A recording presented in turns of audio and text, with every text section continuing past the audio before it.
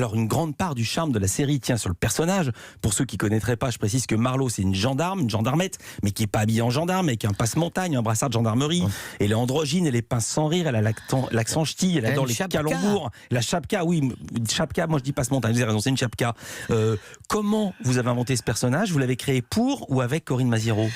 En vérité, moi j'avais tourné avec Corinne Maziero dans les premiers Vargas que j'avais fait, où elle interprétait Violette Rottencourt, et j'avais trouvé une actrice formidable.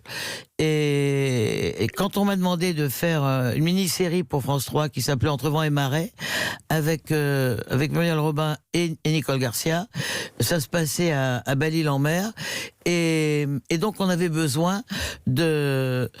à Belle-Île-en-Mer. On avait besoin d'un gendarme pour déterminer ce qui s'était passé, puisque c'était en province, il n'y avait pas de policier, c'était un gendarme. J'ai donc demandé à Elsa Marpeau, qui écrivait le scénario, de créer un personnage pour Corinne Maziero, qu'elle ne connaissait pas. J'ai un peu décrit donc la personnalité de Corinne. Et il se fait que quand on est allé tourner ce film, il y a eu une espèce de tsunami épouvantable. Il y avait un vent à 180 degrés, enfin c'était horrible. Et donc on a décidé sur place de mettre une chapka à Corinne, de prendre une espèce de 4x4 pour qu'on ne s'embourbe pas. Et le personnage est né comme ça, est né à cause des conditions climatiques, je dirais. Mais on ne pensait pas du tout qu'il y aurait une suite.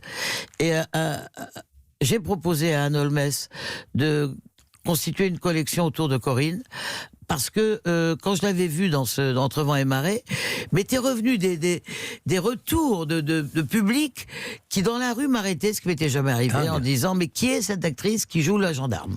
Et je me suis dit, il y a quelque chose qui se passe avec elle. C'est vrai qu'elle a une humanité, une inventivité incroyable. Et Anne Holmes a eu le courage de me suivre sur cette aventure-là.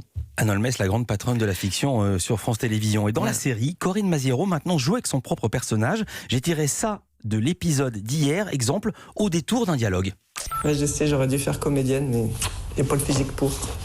Elle n'a pas le physique pour être comédienne, et c'est la comédienne qui rassemble le plus de monde autour d'elle. Oui, mais elle est drôle parce qu'elle a beaucoup d'humour, et elle a une part très particulière d'intervention au niveau des dialogues, si vous voulez. Vous savez quoi? On va en parler juste après. Il n'y a pas de dialogue. On marque une pause. Vous restez avec nous, José Dayan. Capitaine Marlowe est de retour dès ce soir, 21h05, avec un inédit sur France 3.